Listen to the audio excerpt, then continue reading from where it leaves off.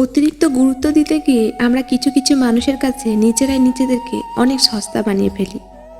নিজেকে ভালো রাখার সবচেয়ে ভালো উপায় হচ্ছে অল্পতে সন্তুষ্ট থাকা এবং কারো কাছে কিছু আশা না করা। অসৎ হলে রাত্রি দিন সোনার খাটেও নিদ্রাহীন, সৎ হলে শূন্য হাতে চিন্তাবিহীন রাত্রি কাটে। সুতরাং সৎ এবং সততার বিকল্প নেই। সময়টা সেই আগের মতোই আছে, কিন্তু আগের মতো আনন্দটা আর নেই।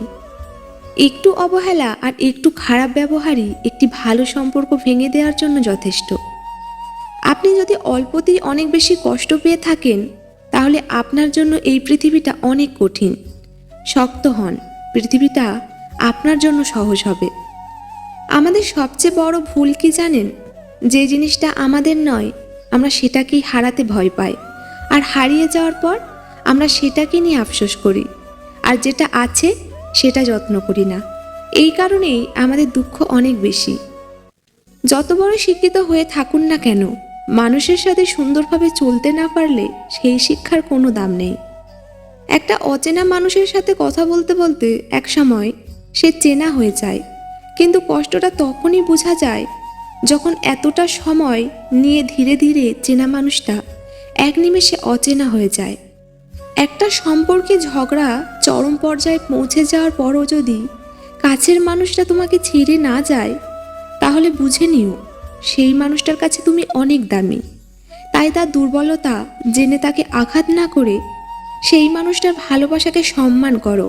কারণ এই স্বার্থপর দুনিয়ায় ভালোবাসার মানুষের চেয়ে আঘাত করার মানুষের সংখ্যা অনেক বেশি। যে জিনিস চোখের সামনে থাকে তাকে আমরা ভুলে যাই। যে ভালোবাসা সবসময় আমাদের ঘিরে রাখে তার কথা আমাদের মনে থাকে না। মনে থাকে হঠাৎ আসা ভালোবাসার কথা।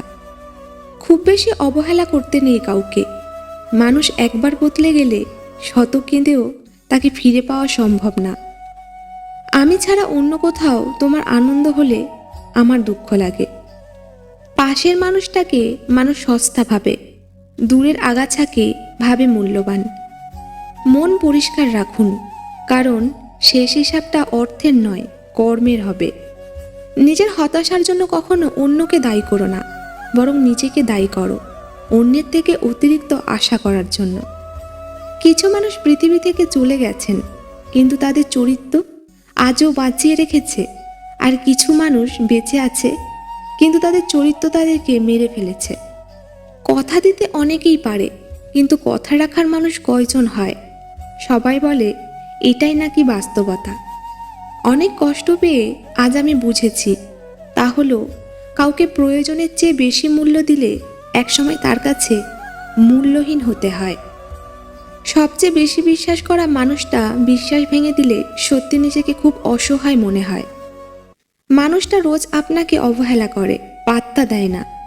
আপনি সকালে মেসেজ করলে তার রিপ্লাই রাত 10টায় আসে, তবুও আপনি রোজ নিয়ম করে তার কাছে চলে যান অবহেলিত হতে।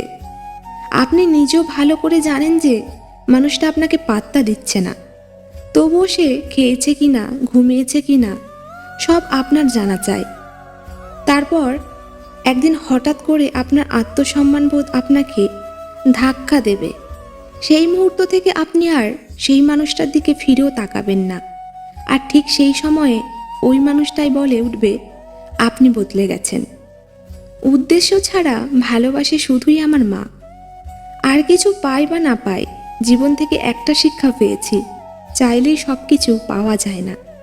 3টি জিনিস তোমার মধ্যে থাকলে তোমার পতন নিশ্চিত। 1. হিংসা। 2. অহংকার। 3. মিথ্যা কথা। ভালো মানুষগুলো সবাইকে বিশ্বাস করে ঠকে, আর খারাপ মানুষগুলো সবাইকে অবিশ্বাস করে ঠকে। কথা দিয়ে কথা রাখার চেষ্টা করুন, না হলে আপনার উপর থেকে লোকের বিশ্বাস উঠে যাবে। বিশ্বাস আর সম্পর্কের মধ্যে বন্ধুত্ব গভীর। যেখানে বিশ্বাস নেই সেখানে সম্পর্কও নেই, আর যেখানে বিশ্বাস আছে সেখানে সম্পর্কও আছে।